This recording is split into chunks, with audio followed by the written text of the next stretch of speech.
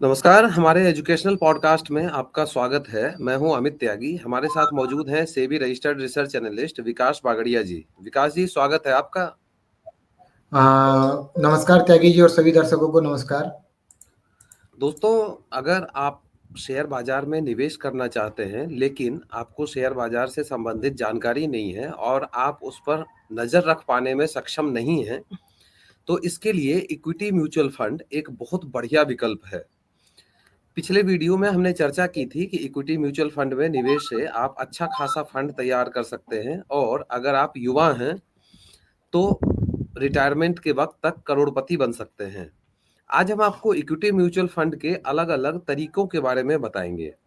इनमें small cap, mid cap, large cap, blue chip और कई तरह के म्यूचुअल फंड शामिल हैं। विकास जी, इक्विटी म्यूचुअल फंड के कई तरीकों के विकल्प शामिल हैं निवेशकों के लिए। आप उनकी जोखिम लेने की क्षमता के हिसाब से अलग-अलग म्यूचुअल फंड के बारे में प्लीज बताइए। जैसा कि देखिए त्यागी जी ने बताया कि जोखिम लेने की क्षमता, तो इक्विटी म्यूचुअल फंड मतलब ही क्या है कि जिन लोगों का थोड़ा-सा रिस्क टॉलरेंस, थोड़ा-सा जोखिम लेने की क्षमता हाई है, वही जी, इक्विटी म्यूचुअल फंड पे दिमाग दिमाग लगाते हैं, ठीक है? जी, तो जी, लॉन्ग टर्म पे ये अच्छा रिटर्न देके जाता है। ऐसा सारे म्यूचुअल फंड के हम लोगों ने 5 साल, 10 साल के जो एनुअल सीएजीआर देखा है, तो वो जी, इस चीज़ को दर्शाता है। तो क्या होता है इक्विटी म्यूचुअल फंड के पहले मैं आपको बताता हूँ कितने टाइप के ये हो सकते हैं, जी, लगभग-लगभग। एक होता है लार्ज कैप फंड, जिसमें जी, कंपनियाँ क्या करती है, जिनकी मार्केट कैपिटलाइज़ेशन ज़्यादा है, जिसको कि हम लोग वेटेज में बोलते हैं लार्ज कैप, जैसे रिलायंस है, हीरो मोटोकॉर्प है, बजाज है, बजाज है। हीरो मोटोकॉर्प है। जी, जी, इस टाइप के जो लार्ज कैप्स फंड जिनकी मार्केट कैपिटलाइज़ेशन बहुत ज़्यादा है, उनको लार्ज कैप फंड्स बोला जाता है। फिर आता है मिड कैप फंड। तो ये जी, मिड साइज कंपनी होती है। तो इसमें क्या होता है, लार्ज कैप में होता है कि आप लोगों को एक स्टडी रिटर्न मिलता है, but mid cap next large cap बन सकता है। तो इसमें हुँ, क्या होता है, रिटर्न थोड़े से ज़्यादा होते हैं बट रिस्क भी ज़्यादा होता है, कंपनी फेल भी हो सकती है, कंपनी नीचे भी आ सकती है। उसके जी, बाद आता है स्मॉल कैप फंड।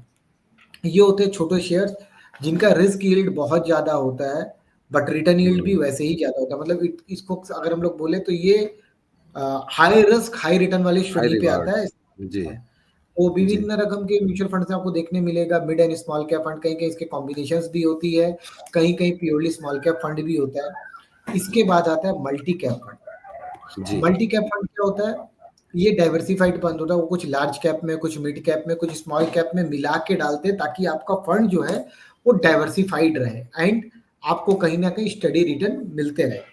इसके हुँ, बाद हमें जो देखने मिलती है वो होती है सेक्टरल और थीमेटिक फंड्स, जो जी, कि मतलब एक सेक्टर के हिसाब से होता है। जैसे आईटी सेक्टर में पैसा लगाना है तो आपको नहीं पता कि आईटी के कौन-सा शेयर चलेगा, कौन-सा नहीं चलेगा।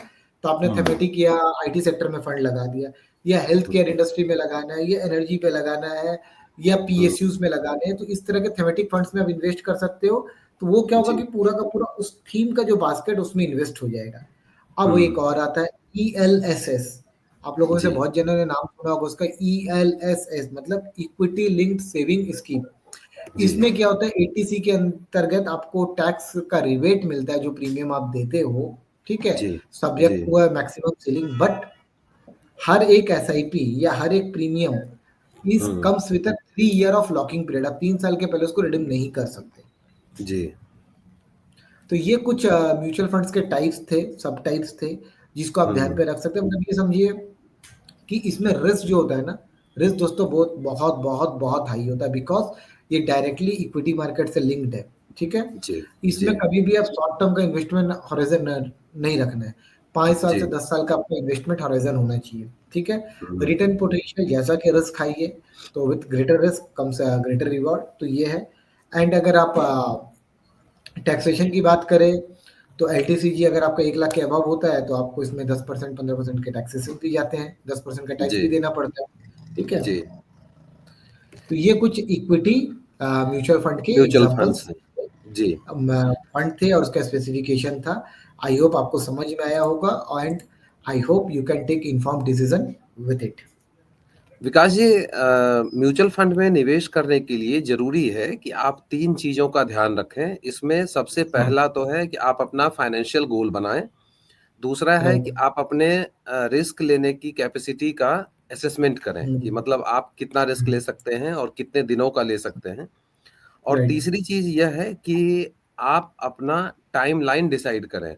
जैसे कोई व्यक्ति है, वह अभी उसका बच्चा छोटा है, अभी 1 साल का लड़का है या 1 साल की लड़की है, तो उसकी पढ़ाई और शादी के हिसाब से, पढ़ाई और शादी मतलब यह है कि 18 साल की उम्र के बाद जब वह 12th पास करने के बाद मेडिकल करना चाहे, इंजीनियरिंग करना चाहे या किसी और प्रोफ़ेशन में जाना चाहे, या ग्रेजुएशन करने के बाद कैट करना चाहे और एमबीए कॉलेज में एडमिशन लेना चाहे, तो वह अपना टाइम फ्रेम डिसाइड कर ले।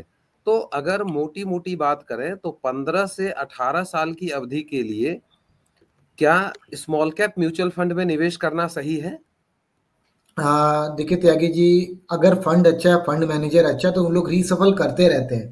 इट जी, depends upon the portfolio and depends upon the pedigree of the fund manager, ठीक है?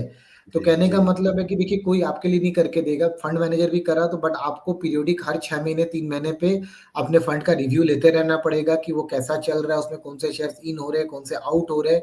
फैक्ट शीट्स हुँ, को देखते रहना पड़ेगा। कुछ साइट्स है मनी कंट्रोल में आप जी, देख सकते हैं, वैल्यू रिसर्च ऑनलाइन पे देख सकते हैं, तो these are some of the sites जहाँ पे आप फैक्ट्स को चेक कर सकते हैं। बट अपना निवेश अपने हाथ में है, तो इसलिए आपको पीरियोडिक रिव्यू जरूर करते रहना पड़ेगा। माई कैम्स का ऐप डाउनलोड कर सकते हैं, वहां पे भी आप रिटर्न्स एंड परफॉर्मेंस को देख सकते हैं, समझ सकते हैं कि कैसे आपका फंड बिहेव कर रहा है। जी।